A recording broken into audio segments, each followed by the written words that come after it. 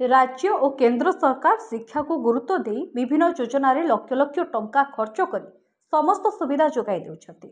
किंतु ब्लॉक प्रशासन एवं दायित्व थिबा जंत्री हेउ कि विभागीय अधिकारी अवहेलारू आसुथिबा टंका कार्य न लगी अधा खंडिया अवस्था वर्ष वर्ष धरी पड़ी रहिबा द्वारा पाठ पढ़ी भविष्यतर स्वप्न देखुथिबा छात्र छात्री हेउ कि कुनि कुनि शिशु हो सुविधा न पाई शिक्षारू वंचित हेबा सह बहु असुविधार सम्मुखीन हेउथिबा देखिबाकु मिलिछि।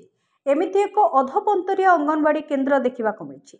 एही अंगनवाड़ी केन्द्र निर्माण पई गत 2018 मसीह सरकार तरफ 5 लाख टंका अनुदान मिलिथिला एवं अंगनवाड़ी केन्द्र गृह निर्माण कार्य आरंभ करा जायतिबा ग्रामवासी मध्य कहउछन्ति। एही अंगनवाड़ी केन्द्र निर्माण पई बहुबार लिखित अभियोग परे केन्द्र पई अनुमोदन होइथिला।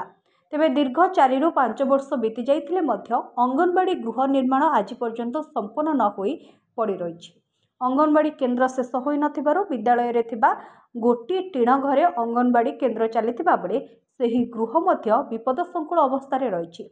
भयरे छात्र छात्री अंगनवाड़ी केन्द्र शेष होई नथिबारु बाध्य होई अंगनवाड़ी केन्द्र चलिथिबा कहिसंदे। भंगा गृह रे ग्रामर कुनि कुनि शिशुंक भविष्यत गढ़ा जाउछि। वर्ष वर्ष धरी एही अंगनवाड़ी केन्द्र निर्माण न होई पड़ी रहिबा द्वारा बहु असुविधार सम्मुखीन हेउछि। केतेबेले छोट छोट शिशुंकर कौन अघटन न घटिबो ताहा मध्य एड़ाई जाई न पारे बोली कहिसंति ग्रामवासी। अन्यपटे तुरंत एही अंगनवाड़ी केन्द्र गृह निर्माण करिबाकू डाडी ग्रामर सुनीमा प्रधान, प्रमिला प्रधान, अनिमा प्रधान, मिनती प्रधान, सुकांती प्रधान, जिनीमा प्रधान, कल्पना प्रधान, माधुरी प्रधान, बनिता प्रधान और अन्य माने दाबी करिसंति। Bureau report, public media.